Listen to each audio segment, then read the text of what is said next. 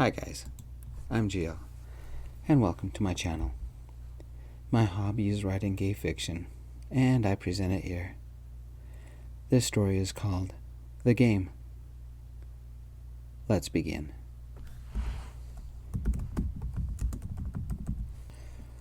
I'm Scott Simpson, and I think I should come clean.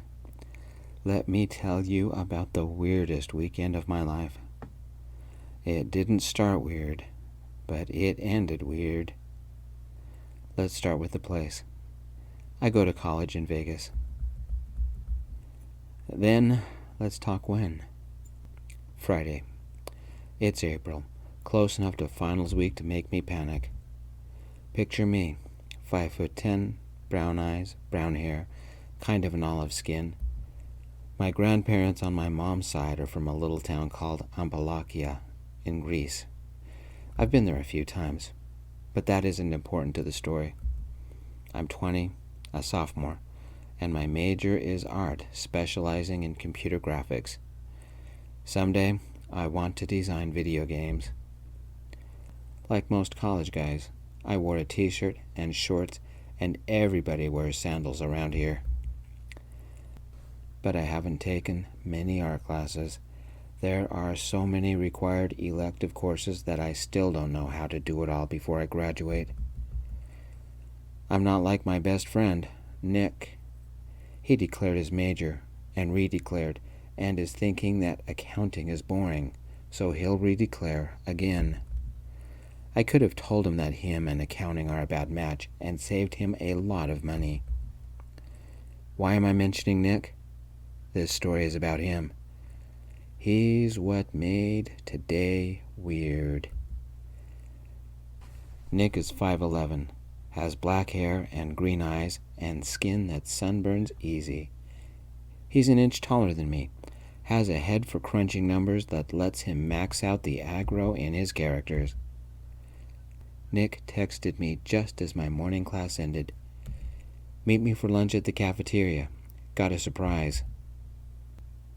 That's how it started. Of course I said 15 minutes. Let me explain something. Nick and me connected the summer after high school. A famous RPG artist, Tech Gracie, was making an appearance at Games Incorporated. That's a local game store. He was promoting the new online game he had been working on, Stellar Drift, an open-world first-person combat about the crew of a disabled ship fighting aliens while trying to fix said ship. They had crashed inside a small Dyson sphere created by an extinct advanced civilization, and players could travel from zone to zone, interact with different alien species, as well as explore ruins from long-dead civilizations. It had PvP options, cooperative options, and if the game sold big, it had multiple DLC and expansion options. The leaked promo videos were a work of art. Blame that on Tech Gracie, and was the main reason I went to the store. Games Incorporated had stacks of promo posters, and Tech was there to sign them all, plus anything else he had worked on. We won't mention Barbarian's Hammer. It didn't do so well, but I still liked it. Nick and I stood in line, accidentally together. We didn't know each other yet, but since we waited in line so long, we talked and became pre-friends or acquaintances, whatever you call it. That night, we played co-op on the demo for Stellar Drift.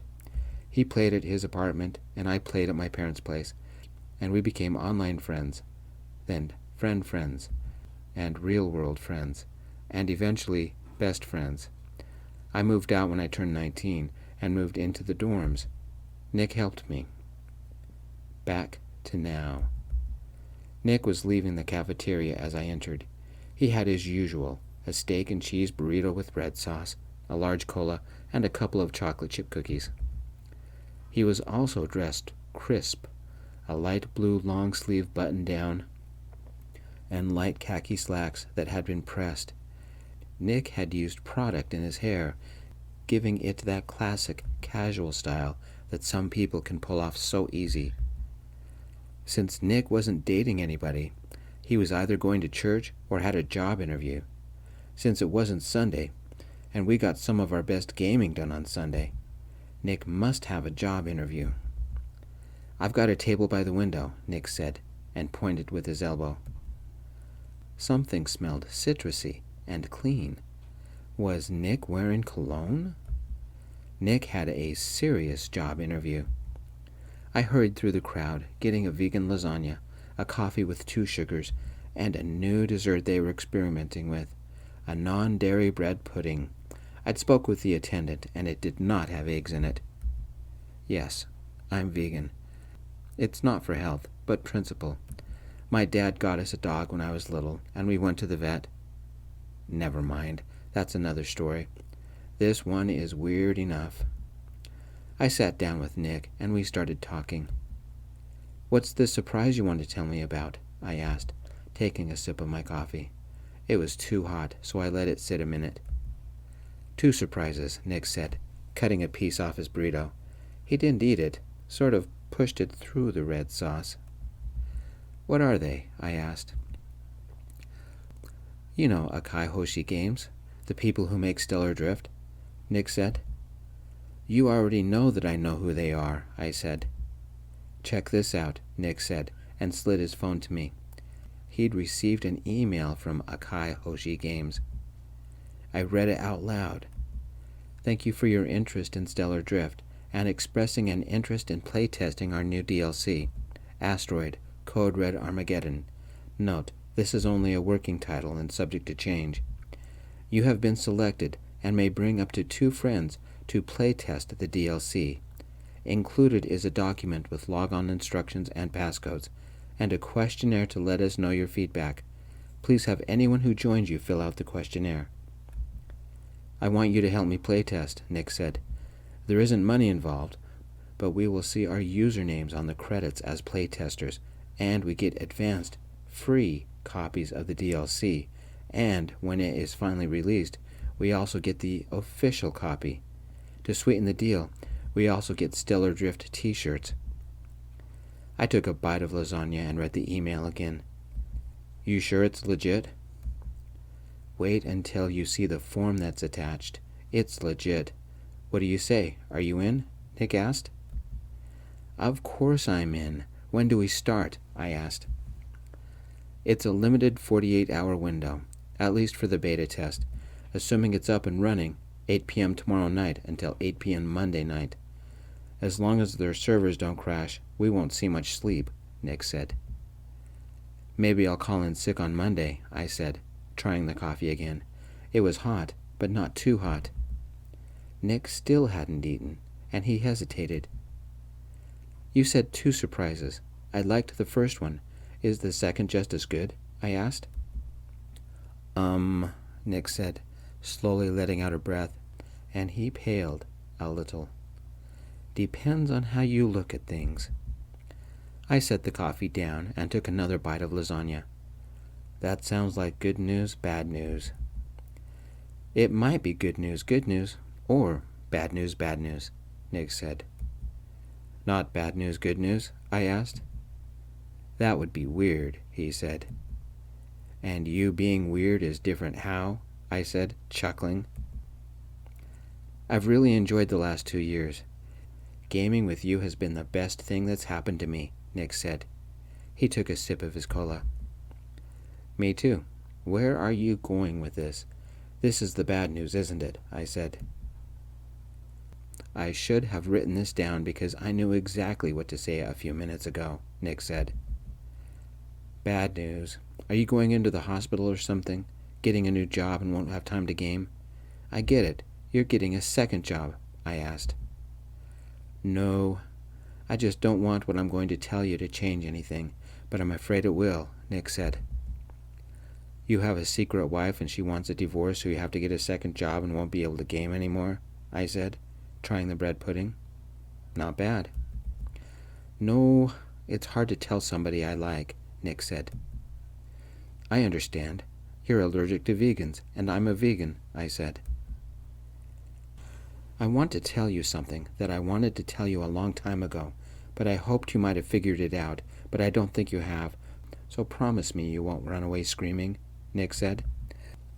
I'm going to run away screaming if you don't start talking, I said.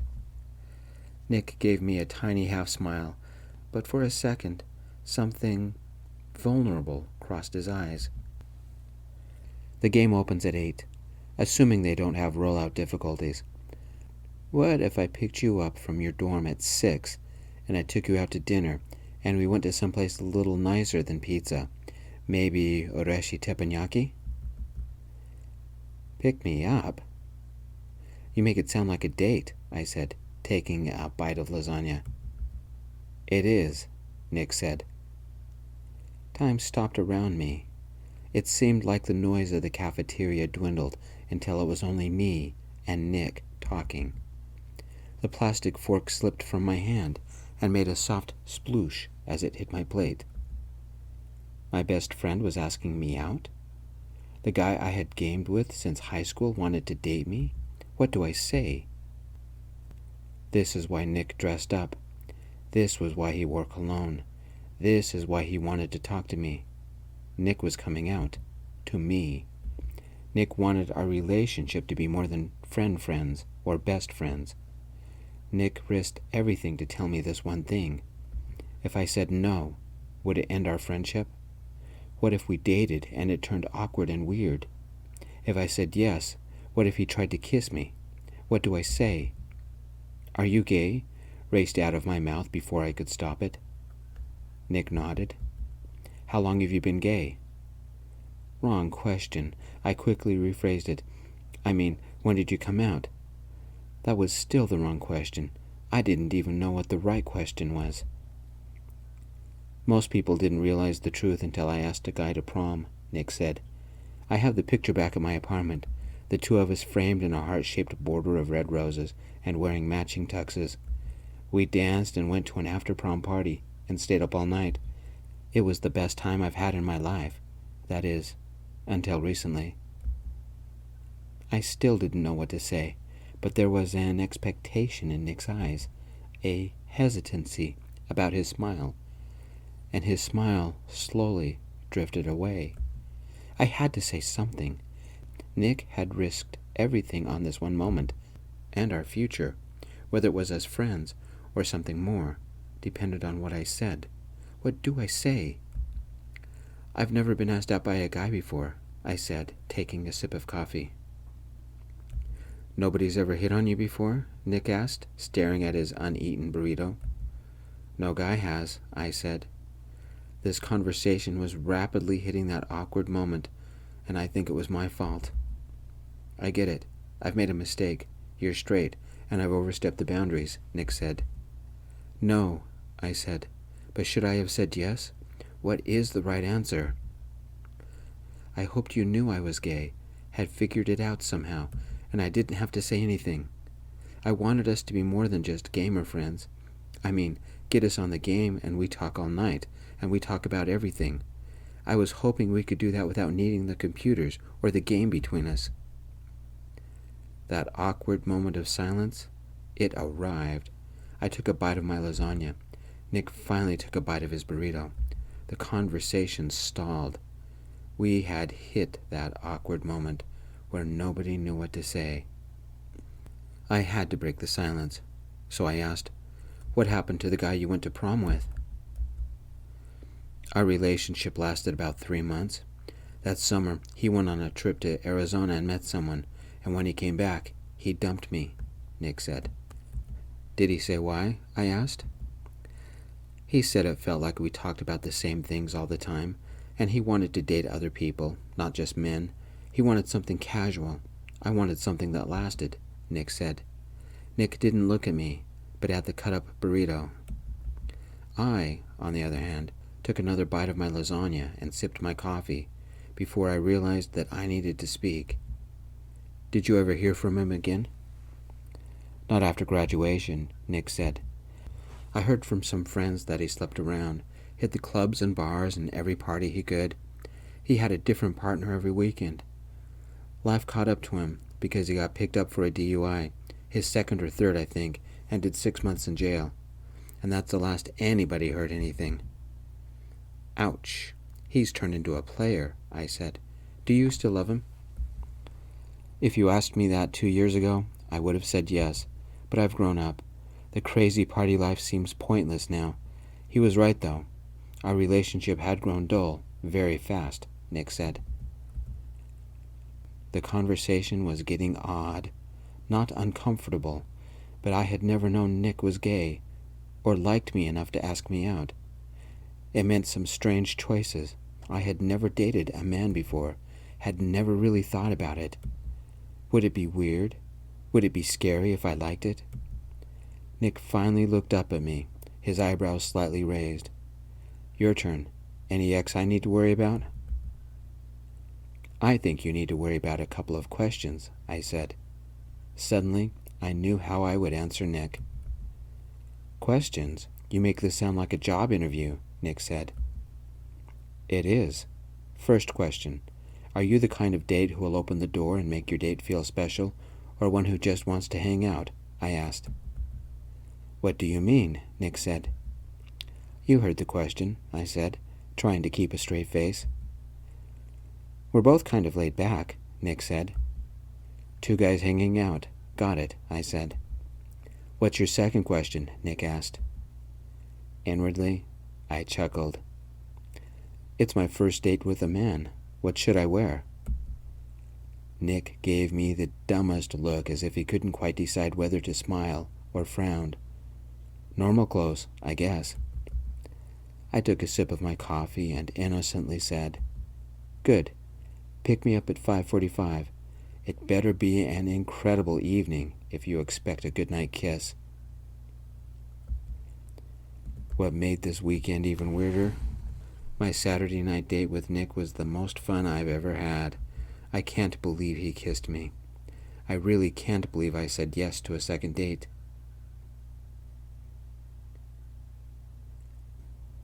Thank you for listening.